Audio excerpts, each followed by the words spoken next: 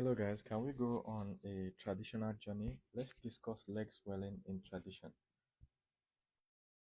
In African tradition, if your legs are swelling, you are about to die. It's actually an emergency. You need to go see your doctor as soon as possible.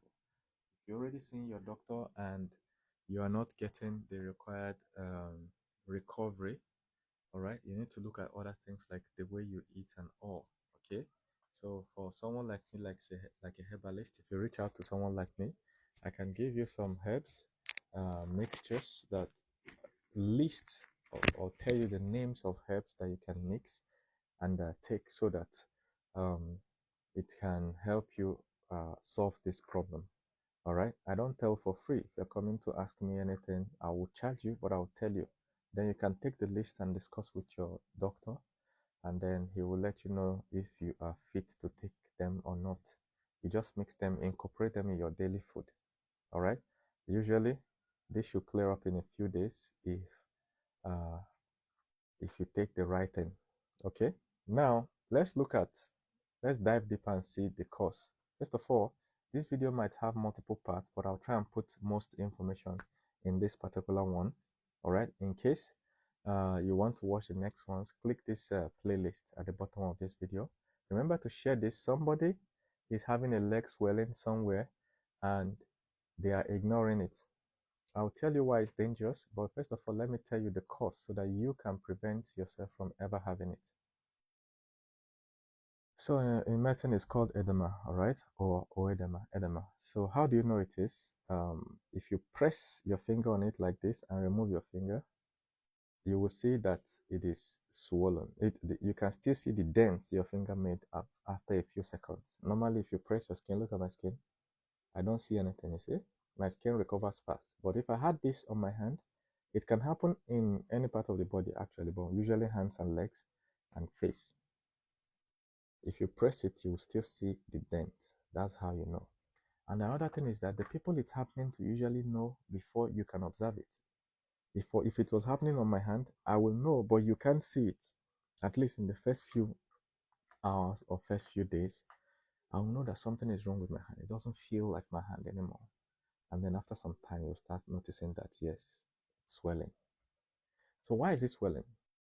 Look at your circulatory system, right? This is your heart. Your heart pumps blood around your body.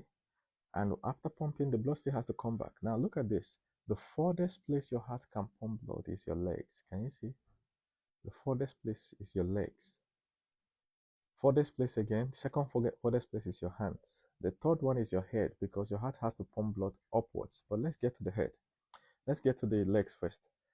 So that's why if you're having challenges around your leg and your hands, it means in traditional medicine that you have started to die. Okay, that's why it's an emergency. Something is wrong with your heart, your kidney, or your pancreas. Most of the time, past these three. So that's why the treatment in traditional medicine, the herbs that are combined to help you in these things, they are called strengthening the core. These three things have to strengthen, and eye should be kept on the liver too, right? But past these three.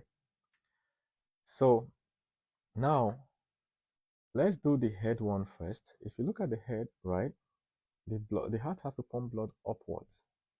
That's why in traditional medicine, if you have high blood pressure, in the simplest terms, it simply means that your heart, there's a blockage between your heart and your head, just between this place.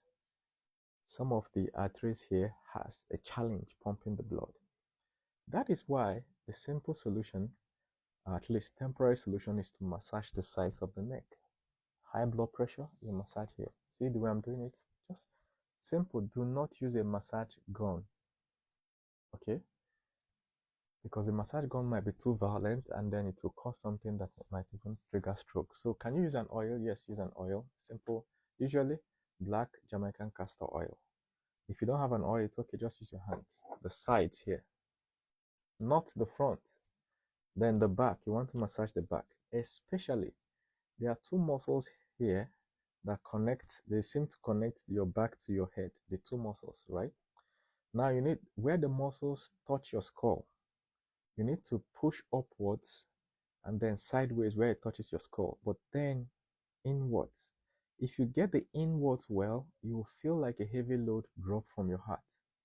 So this is one of the first treatment for depression is actually that massage in traditional medicine. So when people come to a native doctor for depression, all right, the native doctor will tell you that a spirit is after you, but they're going to use an oil to massage you. You lie down, you'll be massaged. If it's done well, immediately you do it to yourself well, you just feel like a heavy load was taken off your heart. Usually when people have blood pressure and they go to the hospital, doctor will tell them to avoid stress. But how are you going to avoid stress? You are still doing the same normal thing you were doing 10 years ago. You wake up, you go to work. Where is the stress coming from? How am I stressed? So that's why many people are confused. In traditional medicine, what it says, the first step is massage here. There are other parts of the body to massage, but this is the one that will relieve the stress for you. If you're ever stressed in life, remember it. You know that your body does this without you knowing. All right, I don't want to go too deep into that, but if somebody is stressed, what you see is they stay like this. Their hand is trying to massage here to relieve that pressure. Have you seen this? This is what I'm in heavy stress. Imagine a house burning. If you look around the people there, let's say a house is burning and somebody is inside. If you look around people there, what you see is people like this. What? Their hands is instinctively going to the back of the head. That's where you need to massage. All right, to relieve the stress. So remember it when you're suffering heartbreak and all. Let's not go too deep. Now, let's look at this. This is why people's legs are swelling. Remember where the heart is in that circulatory system? The heart has to pump blood to the furthest place, which is the legs. But then these guys are doing a sedentary office lifestyle. The heart gets here at the baseline and then meets the first obstacle. There is a belt here. Why is there a belt here? There's a restriction. Some women will even wear all these waist trainers. There's a restriction. Your heart starts struggling to pump blood past your waistline. You have used belt. Our ancestors don't wear belt. All right? They just tie a wrapper around the waist and it flows down. Ancient wisdom. But now we've introduced belt. All right? Now, after struggling to pump blood past your baseline here, it meets a second obstacle around your knees. And remember that the blood has to still come all the way back. So this is putting a strain on your heart. Traditional medicine requires a really strong heart to work this way. If you do it for once, no problem. But if you do it over 35 years of civil service, before you complete that 35 years, you start having all sorts of human problems. And you'll be trying to use drugs to cure these problems. And it's going to take forever. Before you finish your retirement, you're dead. This is the story of many people. They die between 60 and 70 when they're retiring in Africa. Okay, so sedentary lifestyle is not good. If you find yourself stuck in this kind of position daily, always make sure that every 1 or 2 hours you actually stand up. Maybe go get some coffee, or go to the bathroom, stylishly stand up and walk around. Now, me as a young person, you and I can stay in a vehicle. Like we once went to Ivory Coast from Nigeria for a competition. The journey by road took 2.5 days. That's say 3 days by road. By the time we came down from the bus, damn, many people's legs were swollen, like really swollen. Young guys like us, my legs were never swollen. My legs were just perfect. I was just tired. So for someone that is young and fit like me, right, what you notice is that my arteries are still clean. It's not clogged up. So me and you can sit in the same place, maybe a church service, 2-3 hours. I'll get up and my body is okay. But when you're getting older, 50, 60, your arteries have started clogging up, which means the hole inside your artery is narrower. When there is a narrower pipe, the pump has to struggle or work harder to pump blood through that narrower pipe. This is blood pressure. Remember when I told you that there might be a blockage if you're having high blood pressure here? So if you now sit down like me under this condition, you will develop edema faster.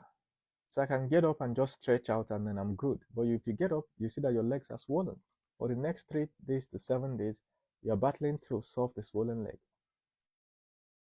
So there is going to be a part 2. Make sure you click this below to follow the second part. Make sure you click like, share for you to see my next video. Otherwise, you will not see it.